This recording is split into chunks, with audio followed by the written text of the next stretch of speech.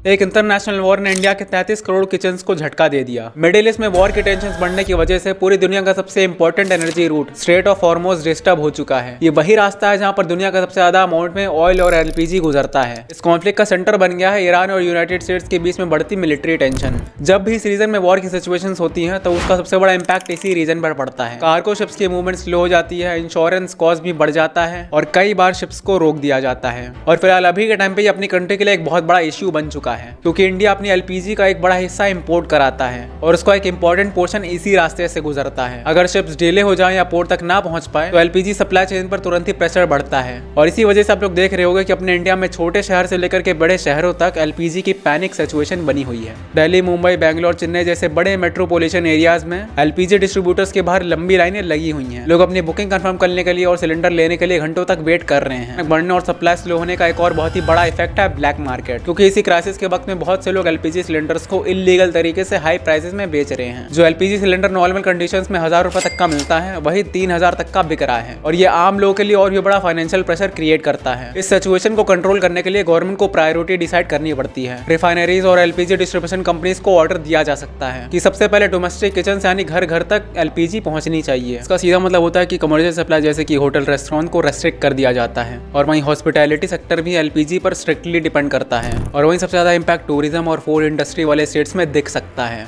Example के लिए तमिलनाडु, जहां पर हजारों होटल्स और रेस्टोरेंट्स एलपीजी पर ऑपरेट करते हैं। रिपोर्ट्स के मुताबिक तमिलनाडु में 10,000 से ज्यादा होटल्स बंद होने की हालात में आ गए हैं। और हर होटल के पीछे बिजनेस करना नहीं होता, बल्कि कई लोगों की महीने की सैलरी जुड़ी होती है। कुक्स, वेटर्स, हेल्पर्स, डिलीवरी वर्कर्स और सप्लायर्स। और अगर लार्ज स्केल पर रेस्टोरेंट्स बंद होने लगे तो इस सेक्टर में मिलियंस ऑफ जॉब्स रिस्क में आ चुकी हैं। एस्टीमेट के मुताबिक 8 मिलियन से ज्यादा वर्कर्स डायरेक्टली अफेक्ट हो सकते हैं। एलपीजी क्राइसिस एक सिंपली सप्लाई प्रॉब्लम से कहीं ज्यादा है। एक तरफ से गवर्नमेंट के मुताबिक घरों के जितने भी किचन हैं उनको चलाए रखना फर्स्ट प्रायोरिटी है, क्योंकि सभी के घरों की कुकिंग एक बेसिक नेसेसिटी है। लेकिन दूसरी तरफ होटल्स और रेस्टोरेंट्स में जुड़े हुए लोग जो जॉब कर रहे हैं उनका फ्यूचर खतरे में है। इसलिए जब ग्लोबल जियोपॉलिटिक्स एनर्जी सप्लाई को डिस्टर्ब करती है, उसका इंपैक्ट सिर्फ फ्यूल मार्केट तक लिमिटेड नहीं रहता, वो सीधे देश की इकोनॉमी, फूड इंडस्ट्री और मिलियंस ऑफ वर्कर्स के लाइवहुड तक पहुंच जाता है। और इसी सिचुएशन में सबसे बड़ा सवाल खड़ा होता है, अगर घरों के किचन को गैस मिल भी जाए तो रेस्टोरेंट्स और होटल से जुड़ी हुई जो लाखों नौकरियां हैं उनका क्या होगा।